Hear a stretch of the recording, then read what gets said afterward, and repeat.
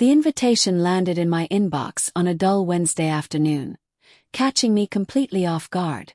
It wasn't the kind of invite you'd stumble upon while scrolling aimlessly. No, this one was deliberate, crafted with an air of intrigue, promising an unforgettable evening of connection and freedom. The words lingered in my mind, their weight pulling at the edges of my otherwise structured, predictable life. The sender was someone I barely knew. Amy, a woman I'd met briefly at a gallery opening last month.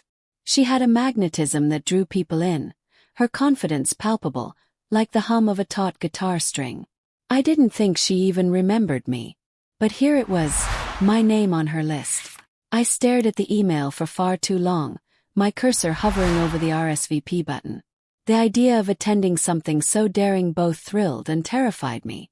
My pulse quickened as I thought about what it might mean to go. Swing party.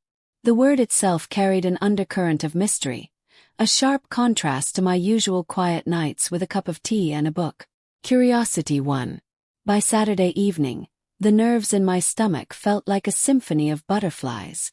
I'd chosen a sleek, black dress, simple yet elegant, with a daring slit that grazed my thigh. It was a statement piece, one that whispered of confidence I wasn't entirely sure I possessed. My reflection in the mirror was unrecognizable. My lips painted a deep crimson, my hair cascading in loose waves. I looked like a woman who belonged at a party like this, even if I didn't feel like one. The venue was a secluded mansion, its entrance flanked by lantern-lit trees that cast soft, swaying shadows on the cobblestone path. As I stepped inside, the air seemed to shift. Warm, inviting light spilled across the room, and the scent of jasmine mingled with the faintest hint of amber. Conversations hummed around me, low and intimate, like the murmur of a secret. Amy appeared almost immediately, her emerald dress shimmering as she approached. "You made it," she said, her tone effortless and warm. She placed a glass of wine in my hand and gave me a knowing smile. "Relax. It's easier than you think." Easier than I think. I doubted it. My heart raced as she guided me through the living room, where clusters of people mingled on velvet couches. The setting felt dreamlike, a carefully curated blend of comfort and tension. Every glance and touch seemed deliberate, each interaction layered with unspoken understanding. I sank into a plush chair in the corner, letting the ambience wash over me. Across the room, a man with dark eyes and an easy smile caught my gaze. His confidence was magnetic, his movements unhurried as he approached. "First time?" he asked, his voice rich and smooth. I nodded, feeling my cheeks warm under his gaze. "That obvious?" "Not at all," he said with a small smile. "You just seem curious." His words lingered, and for the first time that evening, I exhaled the breath I didn't realize I'd been holding. Maybe this wouldn't be so impossible after all. The man's name was Ryan. He introduced himself with an easy charm, his handshake warm and firm. He had a presence that seemed to fill the room effortlessly. As we talked, I found myself easing into the rhythm of the evening, the wine loosening the tension in my shoulders. Around us, conversations ebbed and flowed, punctuated by soft laughter and the faint notes of jazz drifting from hidden speakers. "What brought you here?" he asked, his eyes fixed on mine with an intensity that made my breath hitch. "Curiosity," I admitted, swirling the wine in my glass. "I guess I wanted to step out of my comfort zone." He smiled, a slow curve of his lips that was both disarming and knowing. "You chose the right place for that." As the evening wore on, I noticed how the room seemed to shift, the atmosphere thickening like the moment before a summer storm. It wasn't overt, just subtle shifts in the way people spoke, their voices lowering, their bodies leaning closer. There was an undeniable current in the air, an invitation to let go of whatever walls I had built around myself. Amy appeared at my side, her emerald dress catching the light. "How are you doing?" she asked, her tone light but her gaze searching. "I'm good," I said, though my voice wavered slightly. "It's all very new." She laughed softly, resting a hand on my arm. "That's the point. Just go with it. You're in good hands here." Her words stayed with me as Ryan led me toward the sprawling leather couch in the center of the room. The dim light softened the edges of everything, the world narrowing to the sound of his voice and the warmth of the space. We sank into the cushions, and for a moment, I forgot the weight of my hesitation. Around us, people moved seamlessly between conversations and shared moments. A couple sat nearby, their fingers brushing as they spoke, their connection palpable. Another pair stood by the bar, their heads close together as they laughed softly. It was intimate but unhurried, like the world outside didn't exist. Ryan leaned closer, his voice low. "You're quiet." "I'm just taking it all in," I said, my words feeling too small for the swirling emotions within me. He reached for my hand, his touch featherlight, and I let him guide it to his knee. It was a small gesture, almost innocent, but it sent a ripple of electricity through me. His gaze searched mine, and I found myself leaning slightly toward him, drawn by something I couldn't name. "You can leave at any time," he said, his tone sincere. "No one here expects anything from you." His reassurance made me exhale, the knot in my chest loosening slightly. "Thank you." "For what?" "For not making this harder than it already is." His laughter was warm, his eyes crinkling at the corners. "I told you, you're in good hands." Later, as the night stretched on, I found myself wandering the edges of the room, observing the way the others moved so easily through this world. Amy caught my eye from across the space, raising her glass in a silent toast. It was comforting in its way, knowing she was there, even as I navigated this unfamiliar terrain. At the bar, a man with salt and pepper hair struck up a conversation, his demeanor polished but kind. He spoke of travel and art, his words weaving a tapestry of places and moments I could only dream of experiencing. His stories were a welcome distraction, grounding me in a reality that felt less intimidating. But my thoughts kept drifting back to Ryan.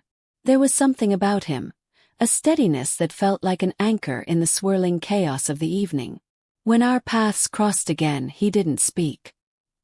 He simply held out his hand, an invitation I couldn't resist. I followed him toward a quieter corner of the room, where the music was softer and the shadows longer. As we sat, the rest of the world faded, leaving only the charged space between us. His hand brushed mine, and I felt a warmth spread through me, steady and reassuring. "You're doing fine," he said, his voice a quiet rumble.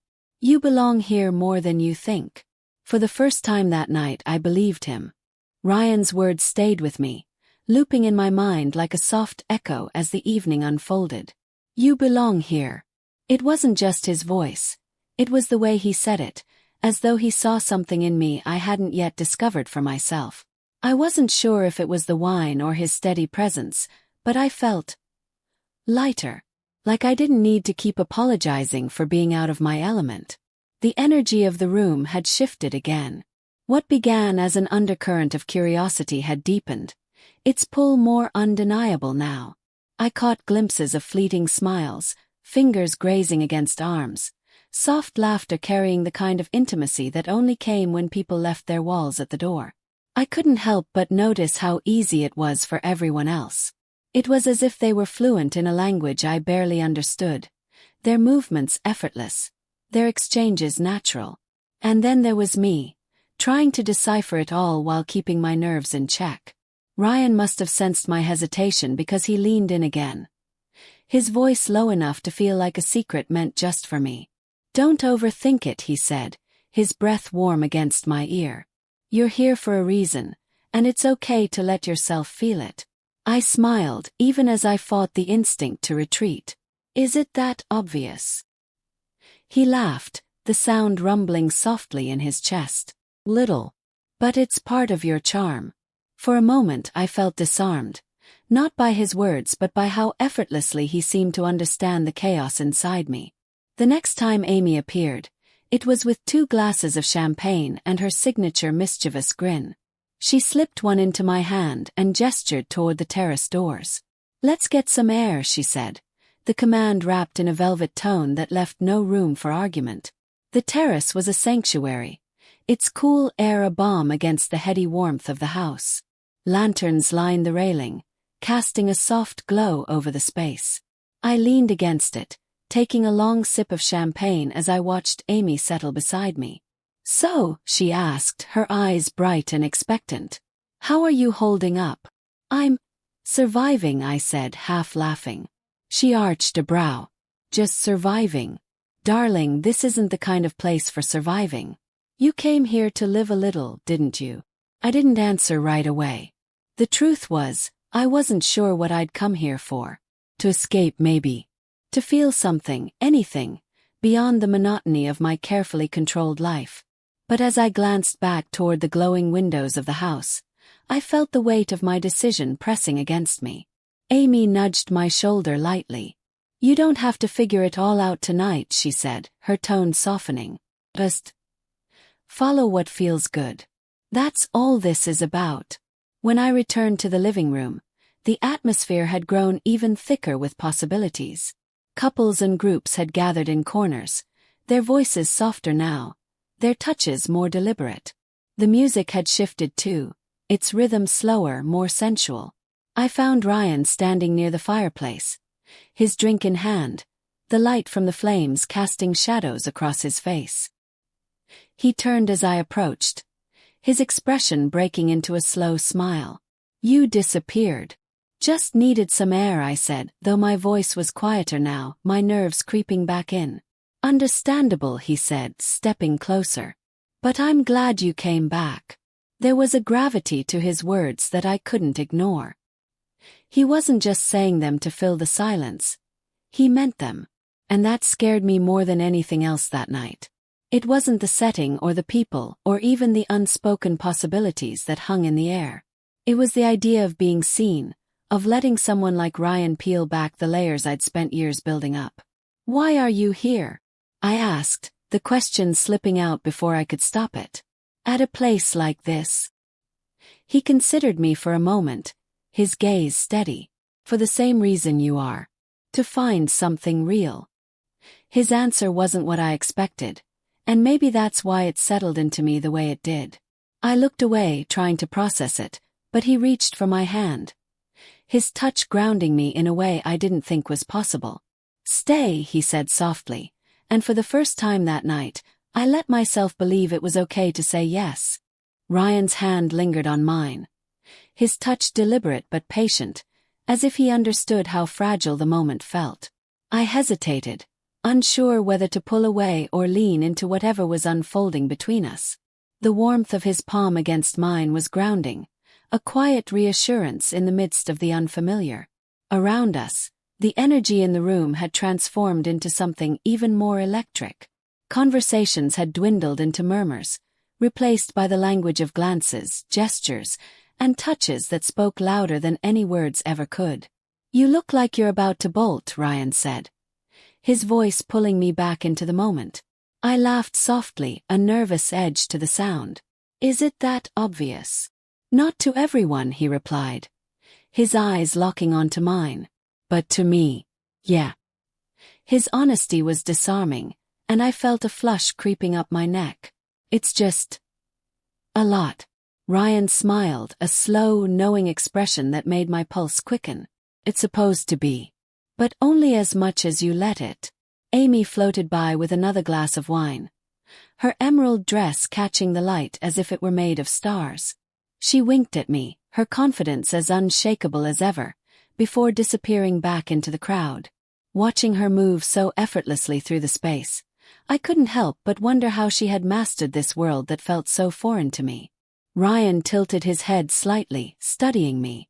"You're overthinking again." "I can't help it," I admitted, fiddling with the stem of my glass.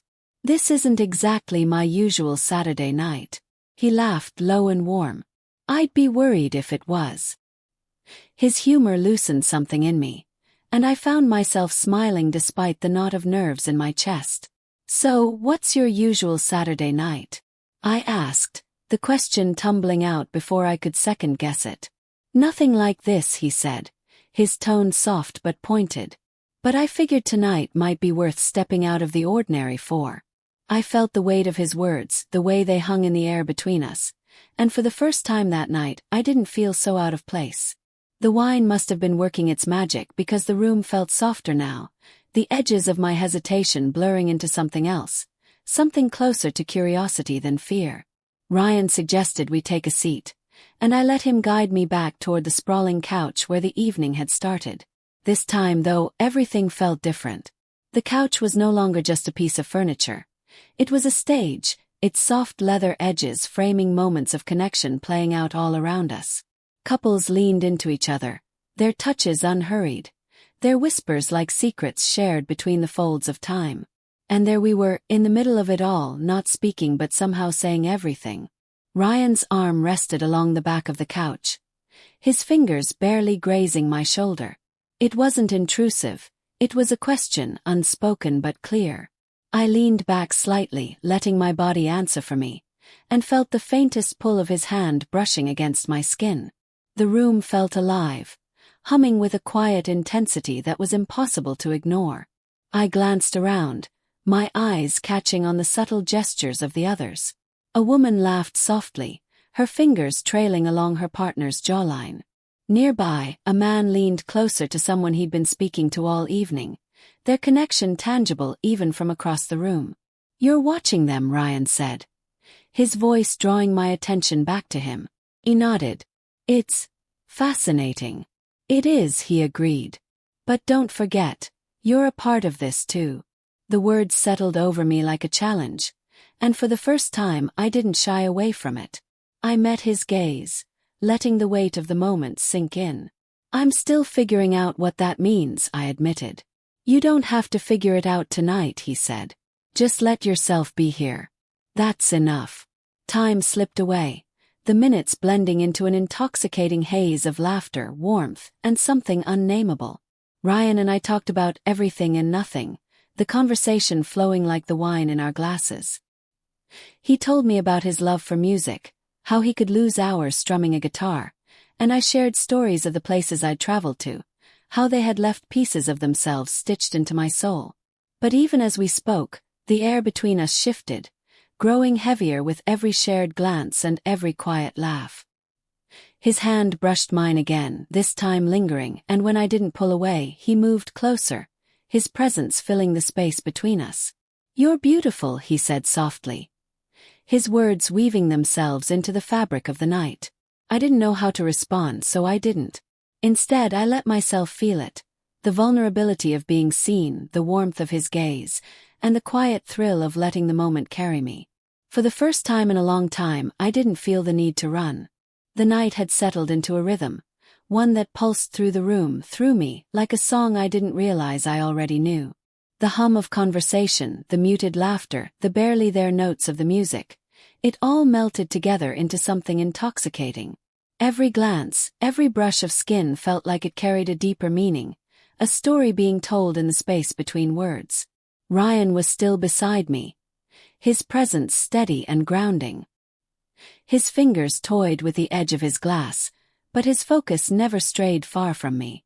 "How are you feeling now?" he asked, his voice soft enough that only I could hear it. I didn't have an easy answer. "Different," I said finally. "But in a good way." He smiled, and for the first time that evening, I felt like I wasn't just observing this world but stepping into it, becoming part of it in a way I hadn't expected. It wasn't about what anyone else was doing. It wasn't even about the room itself.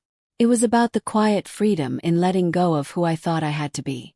Amy appeared again, effortlessly weaving through the crowd like she owned the air around her. She leaned down between us, her perfume sweet and warm. "You're glowing," she said, her lips curving into a knowing smile. I laughed, shaking my head. "Am I?" "You are," she confirmed, giving Ryan a sly look before disappearing into the crowd again. For a moment I felt self-conscious, but Ryan's voice drew me back. "She's right, you know." I raised an eyebrow. "You're not just saying that."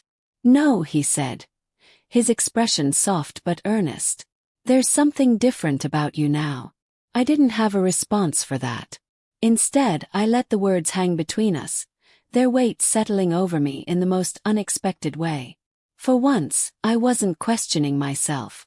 I wasn't doubting every choice I'd made that brought me to this moment. Just...